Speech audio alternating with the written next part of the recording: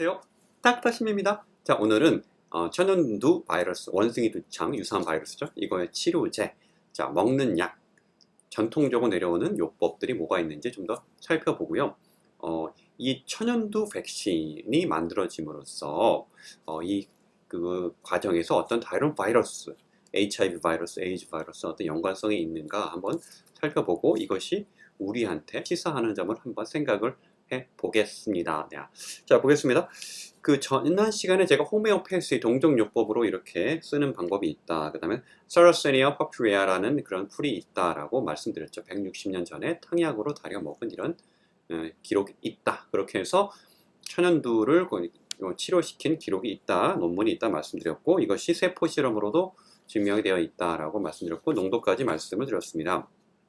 자, 그런데 이것을 이제 얼마를 정확히 어떻게 끓여 먹어야 되느냐, 이게 아직까지 뭐 명확한 답은 없는데 대략적으로 뭐 1리터에 한 100g 정도의 농도가 되게 하면 게 좋지 않을까. 그러려면 보통 뭐 요만한 화분 기준으로 한 5개 정도를 끓여 먹으면 되지 않을까. 대략 추정입니다. 예, 그건 제가 나중에 또 실시간에서 말씀드릴게요. 자, 그리고 이 호메오패시라는 그런 약이 있잖아요. 동정요법. 이것을 그럼 도대체 어느 걸 골라야 되는가? 보면 이게 3C, 6C, 30C, 뭐 1000C, 뭐 1램 이렇게 굉장히 다양해요. 가격대도 비슷하고. 근데 어느 게 더 농도가 높은 것인지 여러분 헷갈리죠? 그래서 제가 찾아봤습니다. 이게 호메오패스 딜루션이라는 기법인데 옛날 1755년에 하네만이라는 의사가 이렇게 만들어낸 방법이에요. 그냥 먹으면 어떤 위험한 어떤 작용이 나올까봐 이거를 희석해서 이렇게 만들었다라고 하는데, 그래서 센테스말이라는 C 스케일을 만들었습니다. 이게 뭐냐? 1C만큼 숫자가 커질 때마다 100분의 1씩 묽어지는 거예요. 묽어져. 100분의 1씩 묽어져요. 그래서 우리가 30C 하면은 이게 엄청나게 많이 묽어진 건데 대략 10의 60승만큼 묽어진 겁니다. 그러니까 어마어마하게 묽어진 거예요. 여러분, 근데 가장 흔히 판매되는 게 30C짜리거든요. 근데 여러분 재밌는 게, 자, 그럼 어느 농도가 골라야 되느냐 말씀드릴게요. 12C를 넘어가는 농도, 그러니까 넘어가는 그런 제품은 최초 우리가 원하는 용질, 예를 들어 사라세니아 퍼퓨레아라는 풀의 분자라고 볼게요. 분자가 1도 남아있지 않다 그럽니다. 12C가 넘어가면.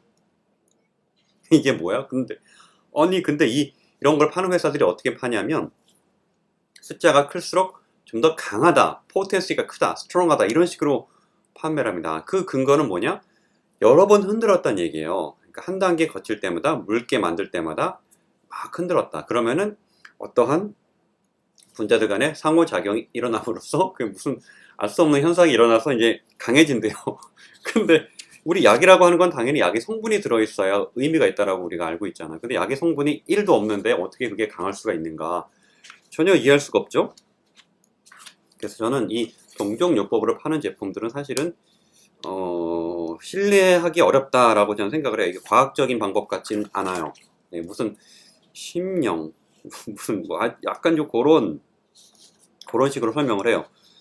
그러니까 뭐 물이 기억이 있다라고 뭐 이런 식으로 설명을 하는데, 여러분 물이 기억이 있긴 있어요. 무슨 물이에요? 겨울왕국에 나오는 물도 기억을 한다 이런 것처럼 물이 기억이 있긴 있는데 이것이 몇 년 동안 기억하는 게 아니고요. 50펨토초만큼 기억을 한답니다. 50펨토초가 얼마냐면 0.000000000000000000005 초만큼 기억을 한대요.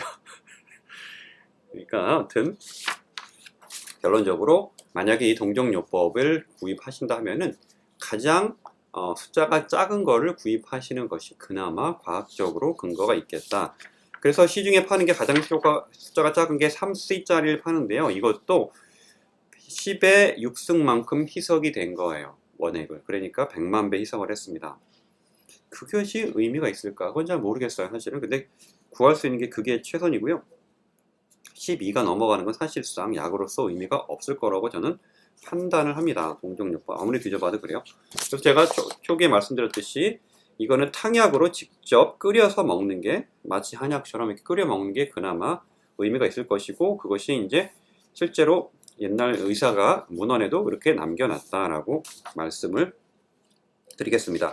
근데 이제 어떤 분이 저한테 이런 질문을 했습니다. 이런 동정요법 중에서 이 Sarracenia purpurea도 있지만, 네, 베리올리움이라는 것이 있다라고 저한테 이제 문의 주신 분이 있어요.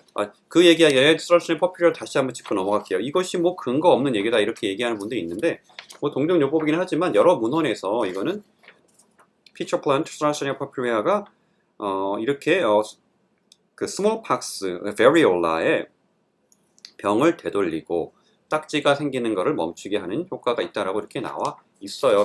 몇 가지 문헌에. 그렇습니다. 아무튼 다시 이제 베리올림으로 돌아와 볼게요. 그래서 베리올림이 뭔지 제가 살펴봤더니 이게 1902년도에 어떻게 했냐? 그 스몰팍스 천연두 걸린 사람의 농포에서 이걸 따서 어떤 100배 이상 묽게 만들어서 먹였답니다. 먹는 백신으로 쓴 거예요. 먹는 백신. 자, 그랬더니 안전했을까요? 아니에요. 여러 가지 그 천연두의 증상들이 많이 나왔다라고 이렇게 되어 있습니다. 그래서 베리올리눔 현대에는 어떻게 만들고 있나 제가 찾아봤습니다. 닥터시미니까 이런 거 찾아보지 아무도 안 찾아볼 거예요, 그렇죠? 현재는 이 베리올리눔을 제가 문서 하나를 봤어요. 뭘로 만드느냐? 스몰팍스 바이러스를 일으키는 베리올라 바이러스로 만드는 게 아니고요. 백시니아 바이러스라는 걸 만든대요. 백시니아 바이러스. 현대적인 우리 주사용 백신으로도 이 백시니아 바이러스를 쓰거든요. 그거랑 동일한 백시니아 바이러스. 그렇다면은 그 베리올라 바이러스 천연두를 일으키는 것보다는 조금 더 안전하긴 하겠으나 여전히 이거를 먹는 백신으로 쓰는 거에 있어서 과연 안전한가 이런 뭔가 의문이 들잖아요. 뭔가 잘 모르지만 걱정스러운 생각이 들어요. 그래서 이 찝찝한 느낌이 뭔가 제가 계속 뒤져봤습니다. 그래서 논문을 뒤지다 보니까 무시무시한 게 나왔어요. 뭐냐?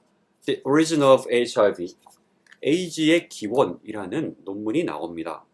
이거는 1993년도에 나온 옛날 논문이긴 하지만 Medical Hypothesis예요. 그러니까 일종의 가정이긴 해요. 그러나 상당히 이제 논리적으로 설명을 합니다. 뭐냐? 에이즈가 도대체 인간들 사회에 왜 퍼지게 됐을까? 그게 우연인가 아닌가 모르지만 이 천연두 백신을 많이 맞추던 시기랑 에이즈 바이러스가 퍼져나가던 시기랑 지역적으로 일치한다 그래요. 이게 무시무시한 얘기죠. 그럼 둘이 도대체 무슨 연관이 있는가? 이 논문에서 밝히는 바는 뭐냐면요. 기존에 어떤 바이러스 두 종류 바이러스가 있었다 그래요. 동물들한테 면역을 결핍을 일으키는 바이러스가 있었어요. 그 바이러스 두 개가 이제 소에 감염이 되어 있었다고 이제 가정을 합니다. 그럴 상황이 분명히 있을 수 있거든요. 근데 그 당시 1900년도에는요, 1900년 초에는요, 이 천연두 백신을 어떻게 만들었냐면 실험실에서 만든 게 아니라 소에다가 이렇게 상처를 내고 거기다가 이제 천연두 바이러스를 일부러 감염을 시켜요. 그럼 거기에 농포가 생기거든요.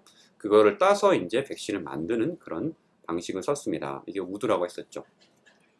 자, 그런 방식을 할 때 기존에 그 소의 면역을 저하시키는 두 가지 DNA 바이러스가 이미 감염돼 있었는데 걔네들이 이미 소 안에서 HIV, 에이즈를 일으키는 바이러스로 결합을 유전자 재조합을 일으킨 상태로 되어 있을 수 있다라고 이렇게 얘기를 합니다. 그러면 그 HIV 바이러스가 우리 스몰팍스 일으키는 베리올라 바이러스에 결합이 될 수 있다는 거예요. 무시무시하죠?